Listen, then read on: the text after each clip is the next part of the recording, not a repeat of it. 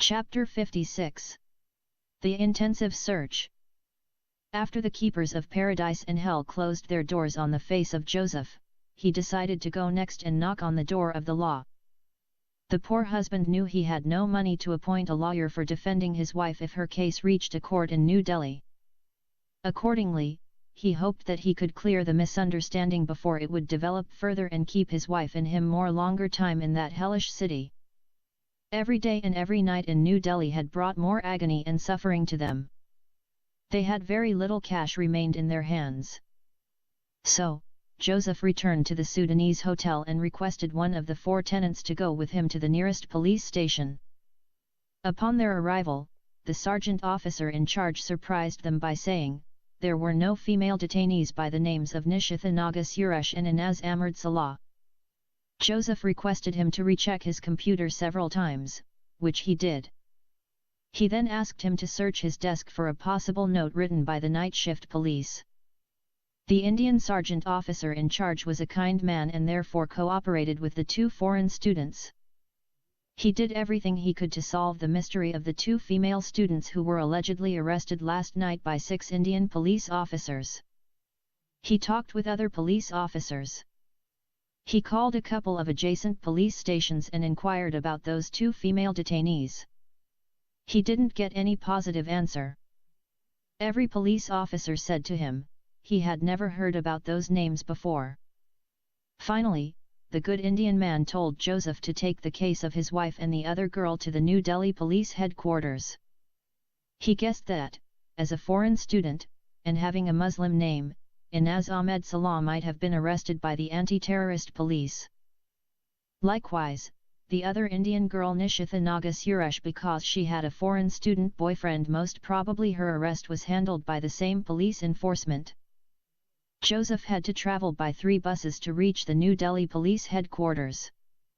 It took him 4 hours to make that long trip. By then, he was totally exhausted and damned tired. He didn't eat any food that day. He just bought a mineral water and carried it with him.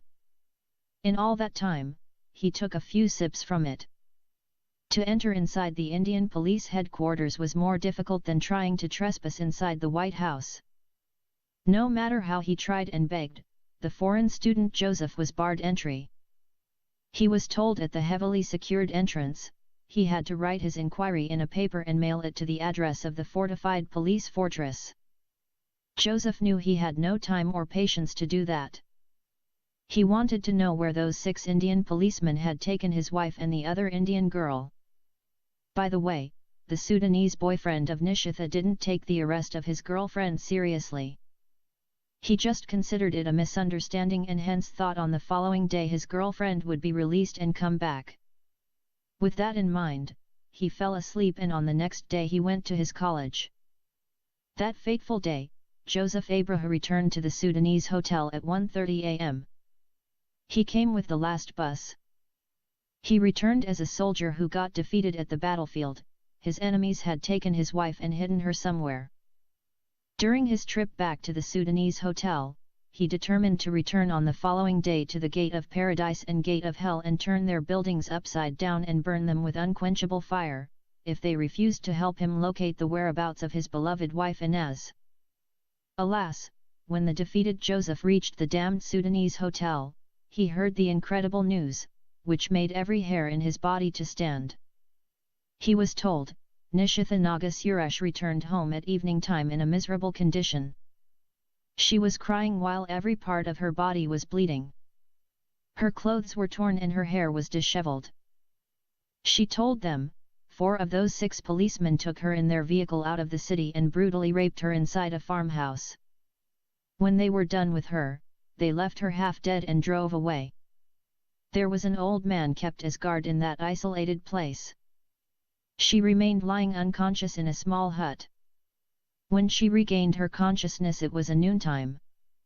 With much difficulty she stood on her feet and came out of that hut. She saw the old man sleeping in another hut, which had no door or windows in it. She then dragged her dormant body and walked out of the deserted farmhouse. She walked aimlessly for a long time. The place was lonely and resembled a jungle.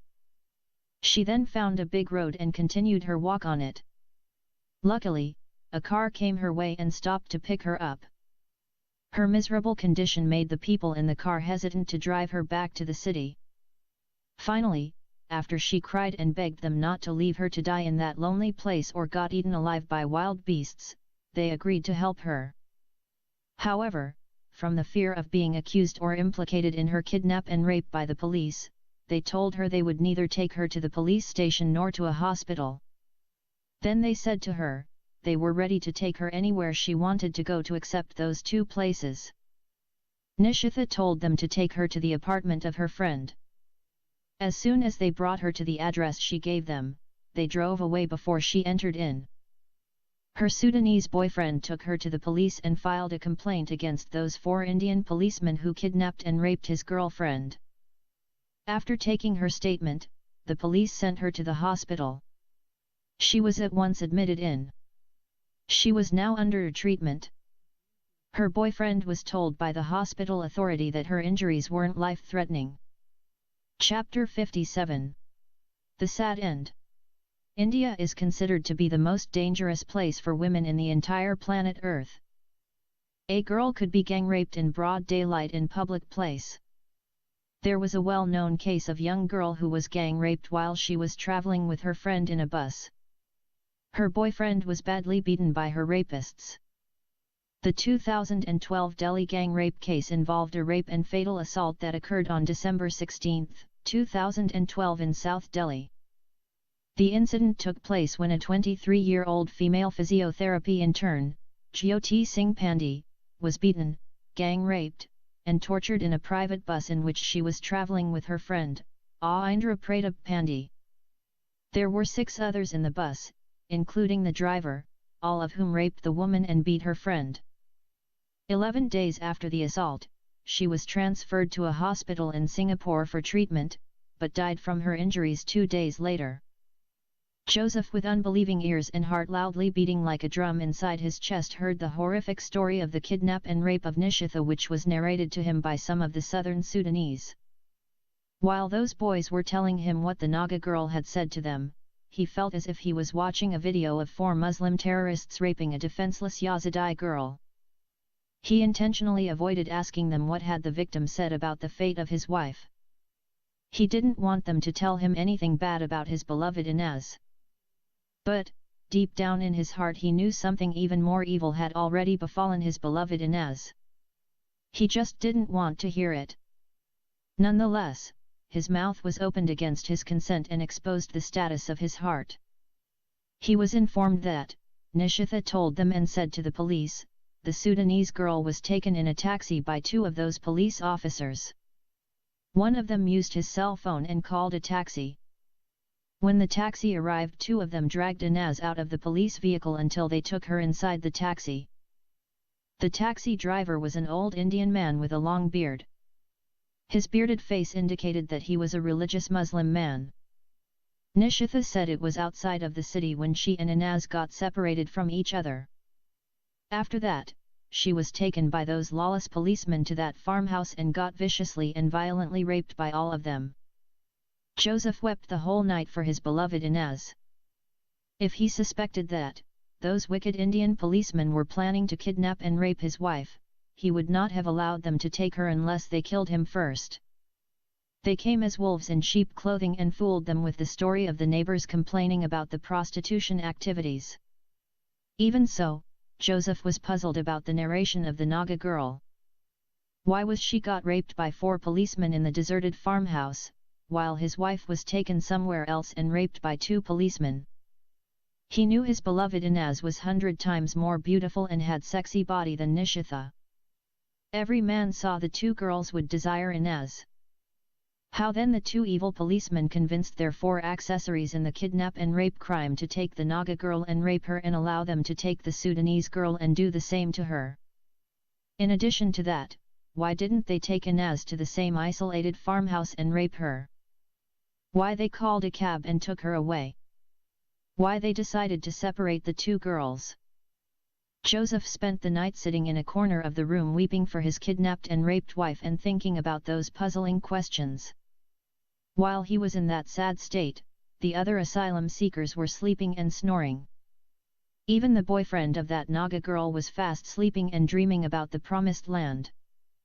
The boyfriend was already granted a refugee status and his case was transferred by the UN office to the Canadian Embassy. The Canadian Embassy had approved his application for resettlement in Canada. Therefore, his girlfriend and him were flying shortly to Vancouver City. The couple delayed their trip because the boyfriend wanted to complete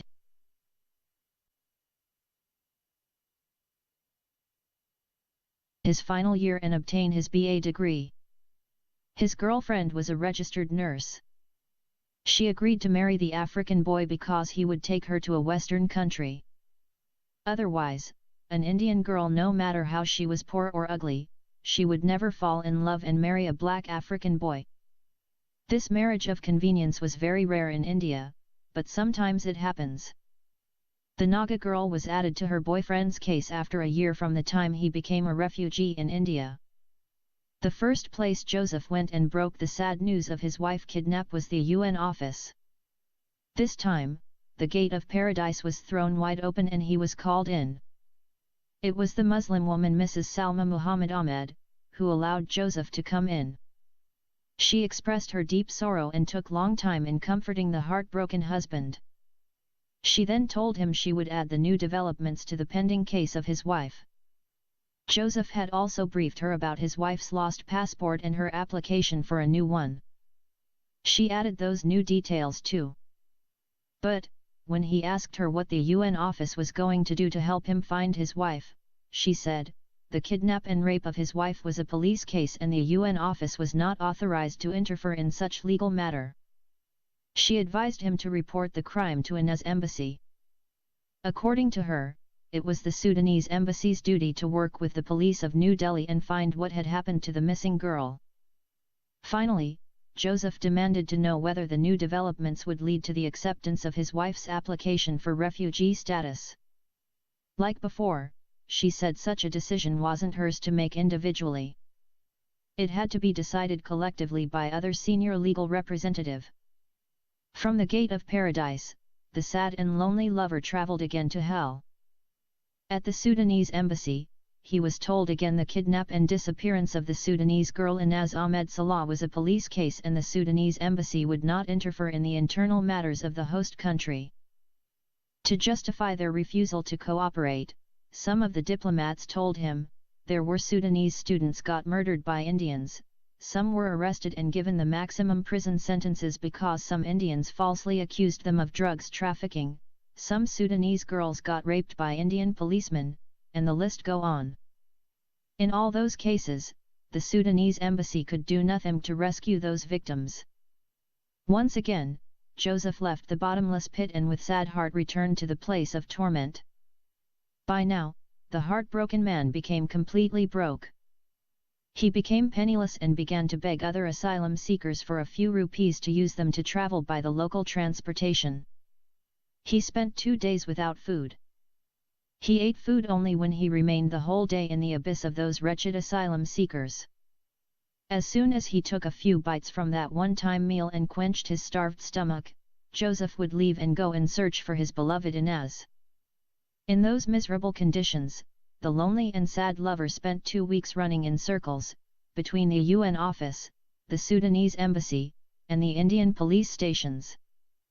Eventually, Joseph Abraha came to the unavoidable conclusion that, the girl who loved him with every tissue in her body and gave him the best days of his life, had been kidnapped, raped, murdered, and her body buried somewhere in a farmhouse or the wilderness of New Delhi. Finally, the heartbroken Joseph took the Dehradun train and travelled back to Bombay. Chapter 58. The Murder. Inaz had never expected one day in her life would kill a person. An innocent person who did nothing to her. Inaz would not dare to kill a cat. But that day, her difficult situation led her to murder an innocent Indian girl. The victim had never met her before that fateful day. It was her destiny or bad luck which led her road to cross the road of her murderer Inaz. She just happened to be in the wrong place and at the wrong time. If she came there 5 minutes before or 5 minutes after, she would be alive until today. The victim was supposed to fly to Canada on the same day Inaz had killed her. Her husband and her had waited for years to obtain visas to that country of great opportunities. They wanted to leave the hell of India and immigrate to the paradise of the West. They had that life dream from the time they fell in love with each other in their fresh year while they were studying medicine in the same college. 5 years had passed by since they got graduated and 3 years went by since they got married. They immediately applied for landing immigrant visas and waited for 2 long years before their applications were approved. They sold their house and spent a lot of money on the traveling agencies to fulfill their life dream. They said their goodbyes to their relatives and friends and headed to the Indira Gandhi International Airport to take their flight to the New World. An hour before their plane would take off, the victim told her husband she was going to the washroom. By then, her husband and she had already gone through the police clearance and their traveling bags had been taken from them and sent to their plane. They also received their boarding cards. The washroom was a small one which only 2 or 3 ladies could use it simultaneously. It so happened that when the victim came inside the ladies' washroom she found there was only one foreign girl. The girl looked so frightened as if someone waiting outside to kill her. The victim ignored her and entered inside a small toilet room. Before she could turn around and close the door behind her, the frightened girl took her by surprise and caught hold of her neck and tightened her grip until the victim's tongue came out and her color turned from red to green. The girl didn't let go of her neck until she turned her into a dead corpse. Then quickly she began to undress her. In a couple of minutes, she removed her clothes and left her dead body half naked, covered only by an underwear and bra. She then swiftly removed her clothes and replaced them with her victim's clothes. The victim was a Muslim young girl who was wearing salwar kameez and black burqa. Inaz came running out of the Indira Gandhi International Airport as if she was chased by all Muslim terrorists of the world. She waved her hand to a taxi driver and before he asked her to get in she pulled the passenger door open and inserted her body. She tried to talk but her raising breath prevented her. She saw a notebook and a pen in front of her and grabbed them. She quickly wrote down the name of the address she wanted to go to. While the taxi was battling through the crowded streets of New Delhi, Inaz's head was turning around like a table fan. The cabbie had already suspected that his passenger was running away from someone or the police, but for the big amount of money he was going to get he ignored that matter. He expected to get 2,000 rupees for taking the frightened Muslim girl from the international airport to the Nizamuddin railway station. Alas, after travelling for 2 hours, the taxi driver came to know that his passenger was penniless. She began to cry and beg him to forgive her for lying to him. Through her tears and pleadings she created a sad story and told it to the cabbie. She said her Muslim family sold her in marriage to a 70-year-old man from Saudi Arabia. The old geezer wanted to take her to his country as a maidservant and sex slave. Somehow, she managed to escape from him at the international airport. The driver believed her sad tale and told her to go and catch her train. Inaz spent that night sleeping among the poor passengers and beggars. She slept near a filthy public toilet. Every now and then she went inside the dirty toilet and hid herself for a long time before the nasty odor forced her to come out for a fresh air. She was scared that the police might see her and arrest her for murdering the innocent Muslim girl inside the international airport's ladies' washroom. She concluded that, shortly after she escaped out of the washroom dressed up in her victim's clothes, her captor went in and found the murdered Muslim girl instead of her. By now, he had already reported her murder to the airport police authority and an arrest warrant was issued with her photo. Inaz remembered the 2 policemen who brought her to the New Delhi International Airport had showed her renewed Sudanese passport and an air ticket on her name. She understood that the Sudanese embassy had not mailed her passport to her address in Bombay. They just renewed it and kept it with them, and when she and her husband inquired about it they lied to them. On the same day, they sent those Indian policemen to the southern Sudanese apartment and fooled them with the story of the Indian neighbors complaining about 2 prostitutes selling their bodies to the African foreign students. Inaz didn't call her husband and inform him what had happened to her and her whereabouts. She knew the first place the police would look for her was the southern Sudanese apartment. She just wanted to run as far as possible from her horrific crime. Her heart was bleeding with the blood of that innocent Muslim girl. She asked herself time and again, why did she kill an innocent person? She began to hate and despise herself. She knew and understood that, if she wasn't get caught and punished for her heinous crime, she would live the rest of her miserable life with feeling of guilt which would eat her heart as cancer and kill her slow and painful death. The face of that innocent girl dying slowly and painfully in front of her eyes kept tormenting her throughout that horrifying night. Why that devilish idea arose in her mind when she saw that innocent woman coming in her black burqa? Why did she have to come only at the time she was about to leave the washroom and go to the policeman who was waiting for her with gun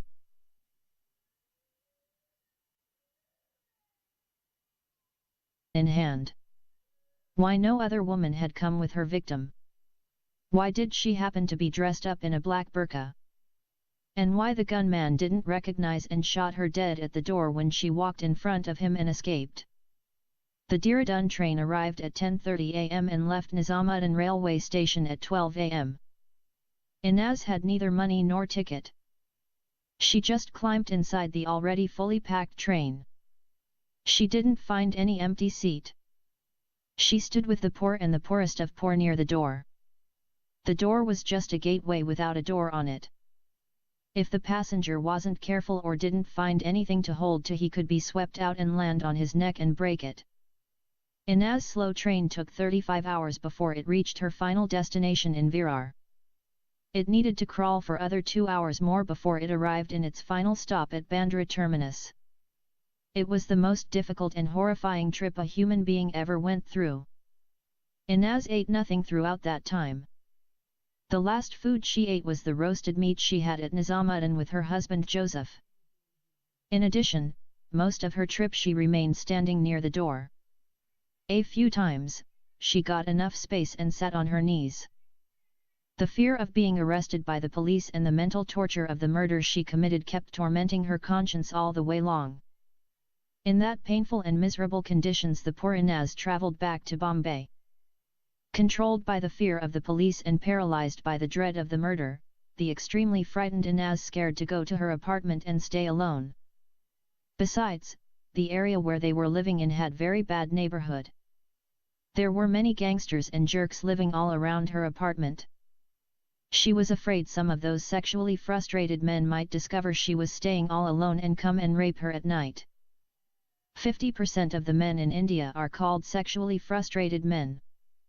Those are the unemployed and poor men who cannot afford to marry or find girls to fall in love with them.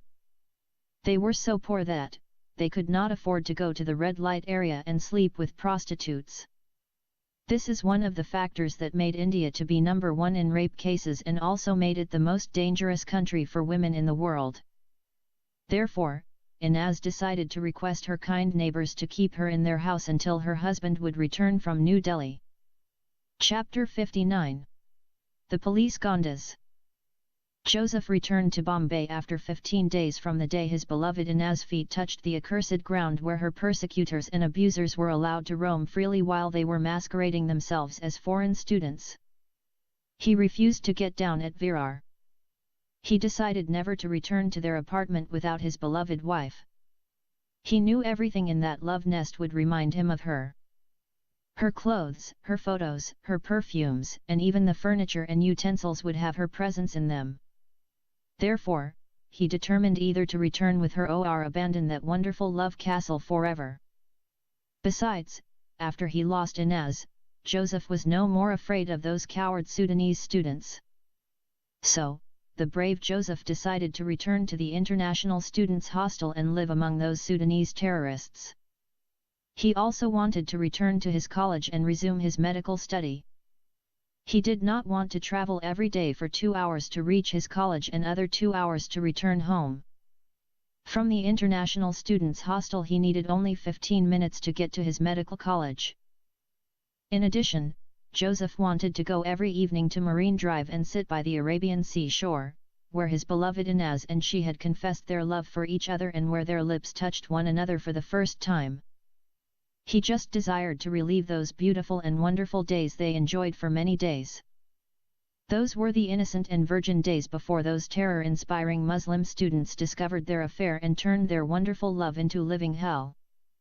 In addition, the International Students' Hostel was the cheapest place in Bombay. In Virar, his wife and he were paying 7,000 Indian rupees every month for a chawl, which wasn't suitable for dogs or pigs to live in. When they were living in an apartment in Bandra area, they used to pay 17,000 rupees per month. But, in the foreign students' hostel, Joseph was paying 200 rupees per year. In other words, he was paying only 16 rupees in a month. Moreover, the hostel was more beautiful than a 3-star hotel in Bombay. It had been sponsored by the government of Maharashtra. Maharashtra was the richest province in India. Joseph was living in the 7th floor. From his room, he could see through the window the beautiful Queen Necklace and the Arabian Sea shore. However, for the sake of being with his beloved Inez, Joseph sacrificed his cheap and comfortable hostel and became like a beggar living in the poorest and farthest place in Bombay. Joseph's return to the International Students' Hostel wasn't a surprise to any Sudanese Muslim student. Every one of them had already heard the news of his final separation from the apostate Inez. Some students returned from New Delhi and brought with them the news of what the Sudanese embassy had done to the infamous apostate girl. The informers claimed they had obtained their reports from reliable top officials in the embassy. According to their reports, Inez had recently travelled with her infidel husband to New Delhi to receive her renewed passport from the embassy. The embassy had already received through the mail her expired passport. It renewed it and kept it on hold. The apostate Inez had sent many emails and letters and left countless number of messages in the answering machines begging the embassy to return her renewed passport because she was travelling soon with her Ethiopian husband to Addis Ababa. The embassy's officials purposely ignored her requests because they wanted her to come in person and demand her Sudanese passport. They had hidden plan for her. The stupid and filthy Inez walked in the trap and came inside the embassy along with her uncircumcised infidel dog. Their presence defiled the embassy and made every official to hate them the more. One of the righteous men of Allah, a good Muslim man by the name of Mansour Salah, informed Mr. Ambassador about the arrival of the Sudanese apostate Inez Ahmed Salah and her Christian husband Joseph Abraha. The ambassador instructed him about what to say to them. Meanwhile, Mr. Ambassador wasted no time and at once contacted some Indian Muslim brothers whom he became friendly with in Hazrat Nizamuddin Mosque. He promised to pay them big amount of money if they assisted him in returning to Sudan a bad Sudanese Muslim girl who rejected the beautiful religion of Islam and accepted the distorted religion of Christianity. She became apostate because she fell in love with an Ethiopian Christian boy. The Indian Muslims showed great zeal for Islam and agreed to do anything they could to send such evil girl back to Sudan in order to be punished for her unpardonable sin of apostasy. They immediately sent 2 Muslim brothers and instructed them to follow the apostate Sudanese and her unclean dog and find out where they were staying in New Delhi. As soon as the 2 infidels came out of the Sudanese embassy, the 2 Muslim brothers followed them without their knowledge. They went behind them to so many places and entered wherever they entered. 2 places the 2 Muslim brothers could not enter with them, were a liquor shop and a crowded apartment where there were more than 20 black African Christian boys staying with only 2 girls with them, and one of those girls was none other than the apostate Sudanese girl. The 2 Muslim brothers knew in Islam it was haram for a husband to expose the nakedness of his wife to men who were not having any blood relation with them. Therefore, the good Muslim brothers suspected that the Ethiopian Christian husband like a pimp was allowing his beautiful and Arab wife to sell her thighs to those black African students. Then the 2 Muslim brothers phoned their spiritual leaders at Nizamuddin Mosque and gave them the address of the brothel and tavern where the 2 infidels came to spend their night in drinking alcohol and orgy. The Muslim leaders immediately enlisted other 6 righteous Muslim Gondas and taxed them with the responsibility of kidnapping and transferring the apostate girl back to Sudan. The word Gonda in Hindi means extremely evil and dangerous person. The nearest word in English to Gonda is gangster. In my opinion, the best translation to Gonda is a Muslim terrorist. So, those 6 Muslim terrorists were instructed to contact the Sudanese ambassador and follow his orders. The ambassador had already made arrangement for a direct flight of the apostate girl from India to Sudan without stopping in any other country. He then sent the renewed passport of Inaz and her air ticket to those 6 terrorists. After that, the terrorists stole a police car and dressed up in police khaki uniforms and went and raided the apartment of those black students. They arrested no one found inside except the apostate Sudanese prostitute Inaz and another Indian hooker. 2 of them took the infidel girl in a taxi and headed towards the Indira Gandhi International Airport. The other 4 took the Indian prostitute to a house and kept her imprisoned inside until they released her in the morning. During that time, they neither raped her nor harmed her. Meanwhile, the other 2 managed successfully to put the apostate Inez inside her plane and flew her back to Sudan. To prove that they had successfully accomplished their task, they showed the Sudanese ambassador a copy of her boarding pass. Chapter 60. The Report. The beautiful Joseph did not spend more than 2 days in the foreign students' hostel before 2 bearded Sudanese students confronted him while having his breakfast at the cafeteria. They showed him copies of Inaz's renewed passport, air ticket, and boarding pass.